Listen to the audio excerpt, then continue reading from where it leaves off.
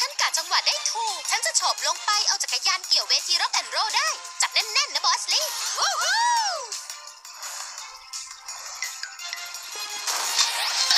เย้วู้ฮู้เย้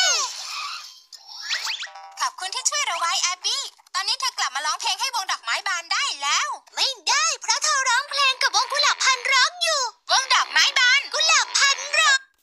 ไม่ได้เพราะเธอร้องเพลงกับวงกุหลาบพันร็อกอยู่วงดอกไม้บาน